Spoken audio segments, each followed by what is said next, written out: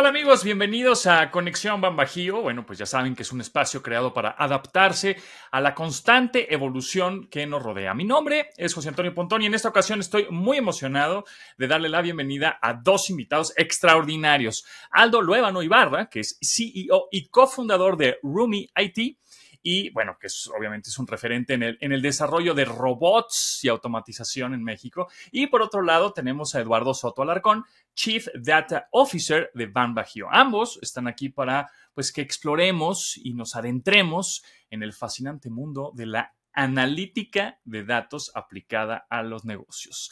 Aldo, Eduardo, ¿cómo están? Bienvenidos. ¿Cómo les va? Muy bien, muchísimas gracias. Un gusto platicar contigo, con los dos, José Antonio y Eduardo. Un gusto también platicar con ustedes. Aldo, un gustazo nuevamente. Bueno, pues les tengo algunas preguntas en esta conexión Bambajío con respecto, por supuesto, a la analítica de datos y evidentemente a la tecnología, ¿no? A esta transformación digital que están viviendo las empresas. Entonces me iría por la primera pregunta, esta va dirigida a Eduardo. Para empezar, ¿nos podrías explicar qué es y cómo funciona la famosa analítica de datos, el Data Analytics, aplicada a los negocios? Un poquito de contexto, ¿qué es analítica de datos? Y ya después, aplicada a los negocios.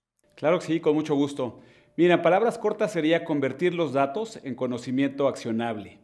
¿Esto qué quiere decir? Lograr conocer el qué, por qué, en dónde y sobre todo, o más importante, qué debería de ocurrir, ¿no? En otras palabras o desde otra aproximación es dejar de actuar en los promedios, ¿no? Nosotros cuando tenemos pocos datos actuamos sobre los promedios. Si dejamos de actuar en los promedios y utilizamos la analítica de datos, eso nos permite ser mucho más precisos en la toma de decisiones, en el entendimiento de nuestros clientes, en la creación de modelos de negocio y los modelos operativos que lo acompañan. Por ejemplo, con modelo de negocio nos referimos a cómo la empresa crea valor y cómo captura valor, ¿no? Esa es pues, totalmente la estrategia del negocio, ¿no? A qué costo, qué precio, qué plaza, etcétera, qué mercado. Y el modelo operativo lo tiene que acompañar y ahí es donde la analítica de datos lo optimiza, ¿no? Tenemos que hacer modelos operativos escalables, de alto alcance y bien importante que sean capaces de aprender solos, ¿no? Para irse justamente optimizando. Antes de pasar con Aldo, me gustaría adentrarnos un poquito más a ese tema, Eduardo. Digamos, todos esos datos que se generan es como traducirlos, pero ¿cuál es el reto, no? Como de traducirlos, porque tenemos un chorro de datos y datos y datos y van saliendo y en tiempo real, etcétera. Y de pronto, pues el humano, ¿no? Digo, con ayuda de obviamente herramientas, inteligencia artificial y algunas herramientas tecnológicas, pero el humano tiene que traducirlos y tener ese feeling, ¿no? Entonces, ¿me podrías decir cuál es el reto de traducir todos esos datos a, ¿cómo podríamos decirle, al lenguaje como humano? Sí, claro, con mucho gusto. Mira, primero hay que conocer qué datos necesitamos, cuáles son los datos relevantes para nuestro negocio, que pueden ser los propios del negocio, del contexto socioeconómico, ¿no? Inclusive político, fiscal. ¿Qué datos necesitamos? Ahora, ¿con qué calidad? La calidad pues, es clave, ¿no? Si tenemos datos sucios, la analítica difícilmente nos va a ayudar, ¿no? Entonces, ¿qué datos necesitamos? ¿Con qué calidad? ¿Y en qué momento? ¿Los necesitamos en tiempo real? ¿Los necesitamos a un día vencido, a una semana vencido? Ese es el primero de los retos, ¿no? Poner toda la disciplina de esta gestión de datos. Ahora, para que sean útil para el negocio, tener la definición funcional de cada dato es un habilitador también clave. ¿Por qué? Porque al tener el dato con la definición funcional y no la técnica, nos permitirá más adelante que el propio negocio hable en su lenguaje con los datos, que le haga preguntas en lenguaje natural y los datos le entiendan y le contestan. Entonces, en vez de tirar un query muy técnico, tú le preguntas a tus datos, oye, ¿cuántas fueron mis ventas el mes pasado y cómo comparan contra el mismo mes del año anterior, ¿no? Entonces, esta capa semántica, además de lo que ya decíamos, la calidad, son clave, son capacidades clave para saber qué datos y cómo traerlos, ¿no? Y bueno, y en este sentido, Aldo, ¿qué papel juega la analítica de datos en la automatización? O sea, ¿cómo conviven o cómo se complementan? Bueno, eso es una muy buena pregunta. Normalmente en las organizaciones nosotros tenemos que considerar que hay dos principales outcomes en temas de procesamiento de datos. Uno de ellos es como tal la analítica avanzada, ¿no? Que bien ya nos comentó Eduardo un poco de sus ventajas, la visibilidad que se debe tener al negocio. Y por el otro lado son los accionables que nosotros podemos materializar, que no necesariamente tienen que ser, vamos a decirlo, accionables para la toma de decisiones, sino que pueden estar dentro de procesos de negocio que nos permitan de manera autónoma poder ejecutar ciertas tareas y evidentemente poder reducir costos asociados a procesos operacionales.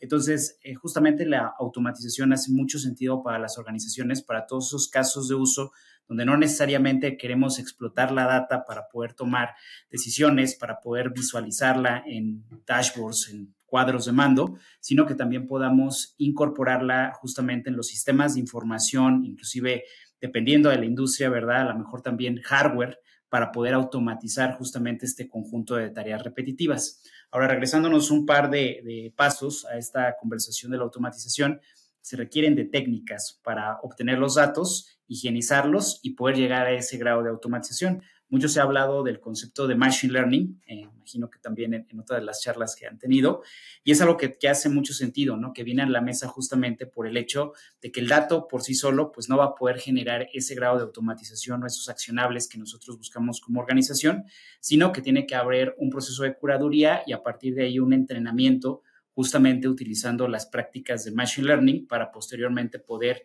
lograr ese grado de automatización. Actualmente en la industria hay excelentes herramientas ya desarrolladas previamente por vendors de software principalmente, que se pueden utilizar justamente para poder reducir el time to market, el tiempo de despliegue de este grado de automatización, o también se pueden crear modelos hechos a la medida con las herramientas de Machine Learning, con las iniciativas de ciencia de datos que pueda tener una organización. ¿De qué depende la decisión si utilizar una herramienta previamente desarrollada por un vendor comercial, algo que se le conoce como un out of the box, o desarrollar soluciones hechas a la medida para cada una de las iniciativas que tenga la organización? Pues es el grado de personalización que buscamos. Si buscamos atacar un caso de uso de automatización que no puede ser devengado con una solución previamente hecha, un reto en las organizaciones tener prácticas de ciencia de datos, prácticas de inteligencia artificial para poder crear sus propios algoritmos, sus propios modelos de Machine Learning que nos permitan también tener esos diferenciadores frente a nuestra competencia. He visto y he platicado con varios CIOs o estos Chief Innovation Officers ahora que les llaman, que son pues parte fundamental también ahora de la transformación digital de las empresas. Y me gustaría preguntarles a ustedes, porque la tendencia que he platicado con varios de ellos, me dicen que sí, pues están metidos en la tecnología al 100%, inteligencia artificial, machine learning, data analytics, etcétera, pero siempre no perder el lado humano, aunque esté lleno de tecnología y todas las herramientas las tengas al alcance. Entonces, la pregunta igual para los dos es difícil conseguir a personas, ¿no? Entes humanos que sean expertas en analítica de datos? Mira, yo te diría que sí y no. Sí, porque es un perfil que ahorita está muy demandado, por los datos está muy escaso, ¿no? Es un perfil que además de las capacidades matemáticas, ¿no? De cálculo, lógicas que debe de tener, también es un perfil que debe ser muy creativo, muy curioso, que esté dispuesto a cuestionarlo todo. Y no, porque este trabajo es tan fascinante, y hablo desde mi sesgo, ¿no? Es fascinante que la gente que tiene estos skills busca entrar a las empresas que ofrecen estas oportunidades, porque las posibilidades son infinitas, ¿no? Entonces, sí es difícil, pero teniendo la oferta de trabajo para alguien que es creativo y curioso, los perfiles y el trabajo en sí, pues hacen muy buen fit, ¿no? Muy bien, Aldo, y ahora, ¿cuál crees que será el papel de la automatización en el futuro? Bueno, yo creo que la automatización debe ser una herramienta que sirva justamente para poder tener diferenciadores frente a nuestra competencia como organización, independientemente del tamaño que podamos tener. Es decir, si en determinado momento nosotros somos una empresa emergente, una startup, por poner algún ejemplo, la automatización debe estar dentro de nuestro ADN justamente para poder salir y empezar a competir en la industria.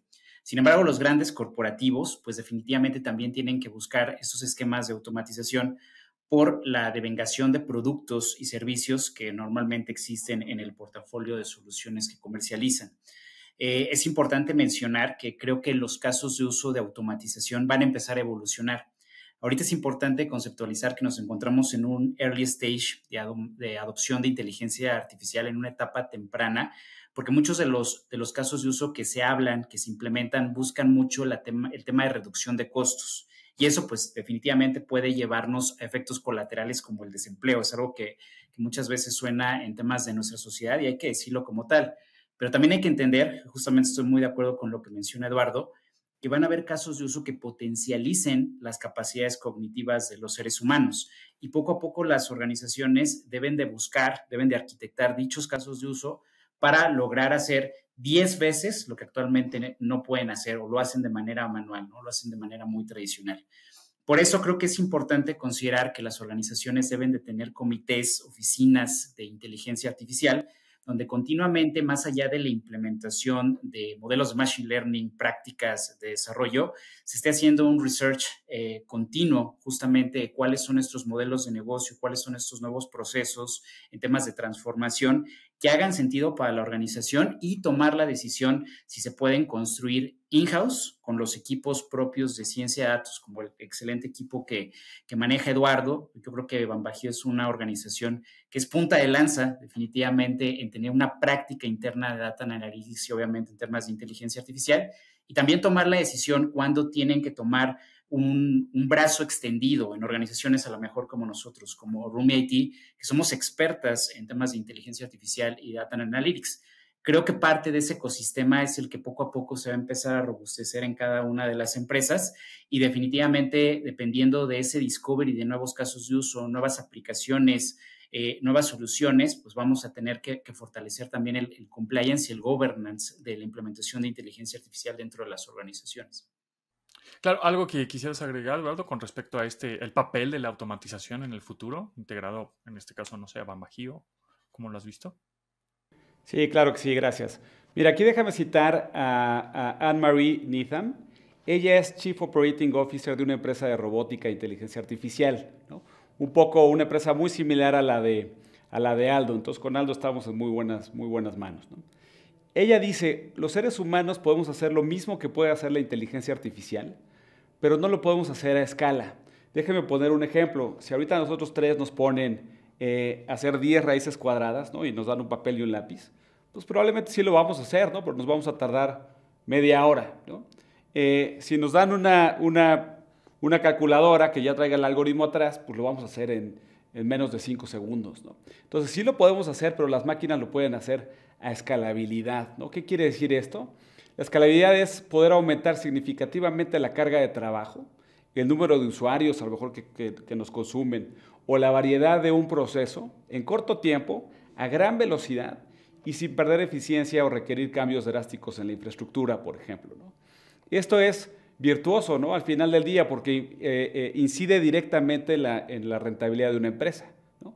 Concretamente la eficiencia operativa, porque con ello logramos crecer los ingresos a mayor velocidad que lo que crece el gasto, ¿no? Y además estamos mucho más relevantes en el time to market, y eso es clave para capitalizar oportunidades.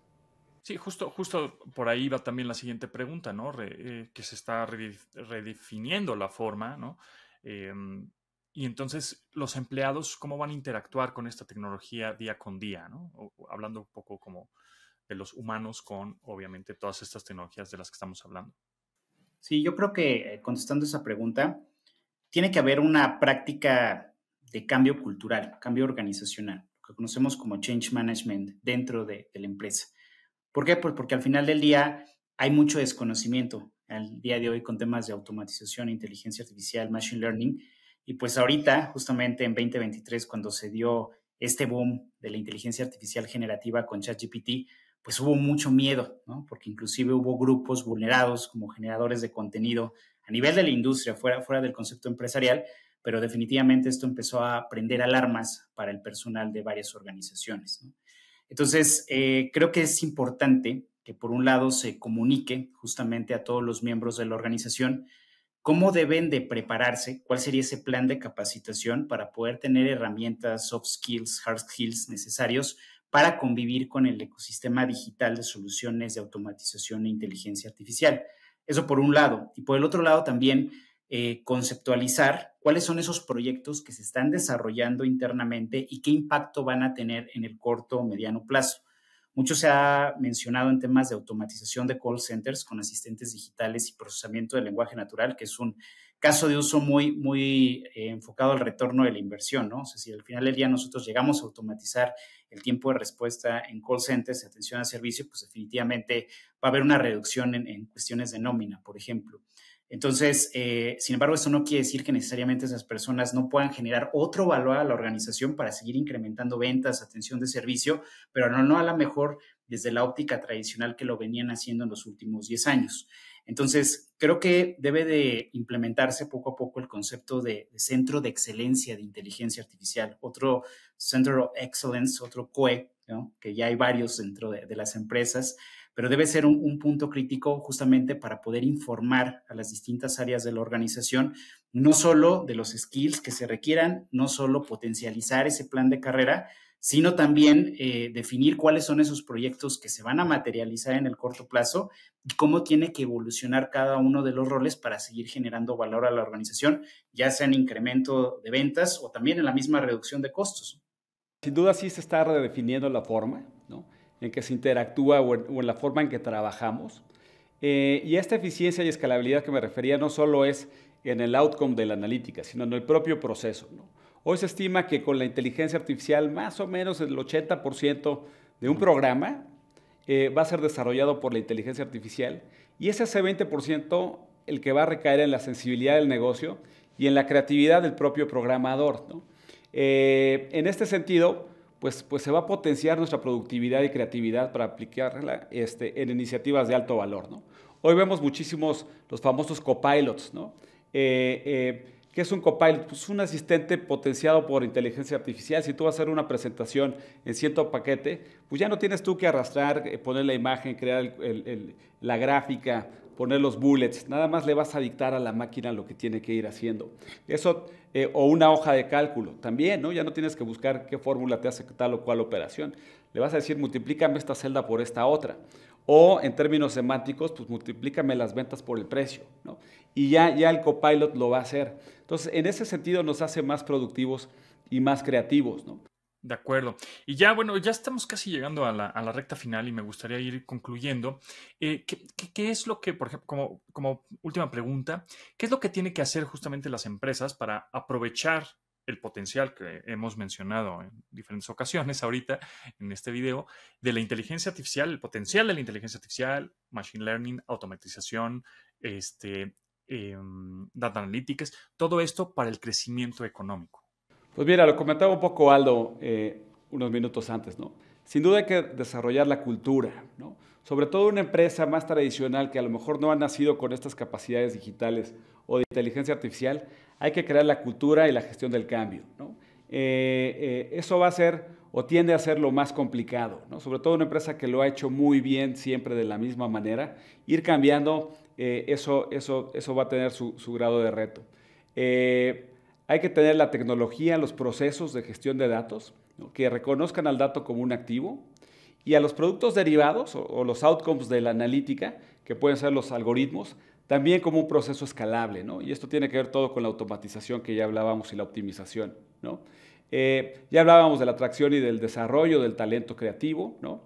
Y además, este talento y en la cultura de la organización yo siempre buscaría inseminar el cuestionar y el experimentar, ¿no? Siempre hay que cuestionarlo todo porque eso nos permite ser mejores, ¿no? Hay veces que una empresa puede tenerle a lo mejor miedo a que si hace esta innovación en cierto producto se va a acabar canibalizando.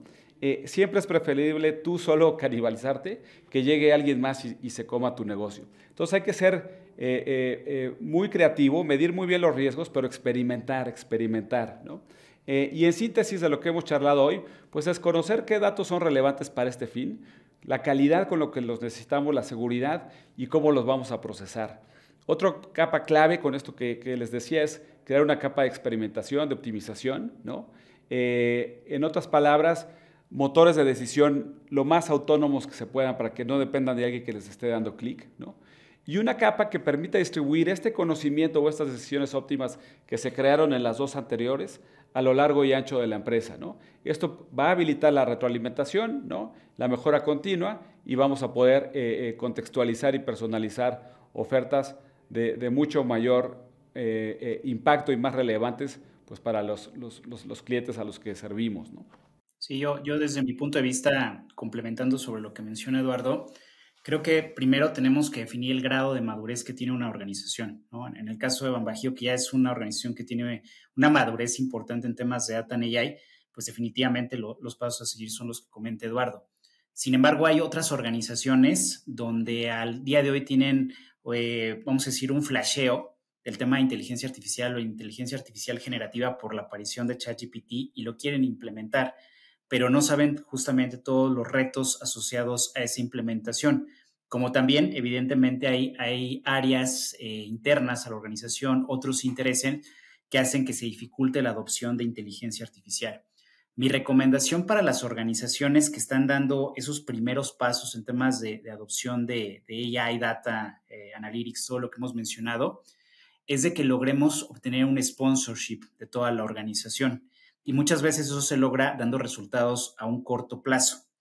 Esto es importante porque muchas veces lo que se tiene que visualizar es poder definir un caso de uso, que sea un caso de uso medible, que represente, como comentabas, José Antonio, un incremento en ventas, que sea algo que antes de implementarte estábamos en esta posición con este KPI, posteriormente sobre la implementación del caso de uso eficientamos o crecimos nuestro KPI, para que entonces se pueda lograr tener más adeptos a la iniciativa de inteligencia artificial. Evidentemente haya más presupuesto, porque entonces nos vamos a dar cuenta que el invertir en ese tipo de soluciones vamos a tener un retorno muy importante y con base en eso pues empieza a lograr ese permeo de utilización de inteligencia artificial a todas las capas de la organización, ¿no? Entonces, yo creo que uno de los principales retos que tienen las organizaciones en América Latina es poder tener esos casos de uso bandera, ¿no? El flagship que necesitamos todos para empezar a tener realmente más iniciativas y transformarnos en una organización totalmente AI-driven o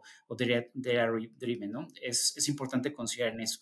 Creo que la inteligencia artificial y la automatización es en este punto en que nos encontramos en México, en América Latina. Todos hablamos de ella. Sabemos que el de lado a lo mejor no la está implementando, pero está diciendo que la está implementando. Es por eso yo tengo que decir que la estoy implementando, ¿no? Pero la realidad es que seguimos en una etapa muy temprana donde estamos enfrentando esos retos. Y yo te podría decir que la situación que más visualizamos del lado de Rumie es esa etapa temprana donde no sabemos por dónde iniciar. Muchas organizaciones nos dicen, sean ustedes quien nos traiga el caso de uso.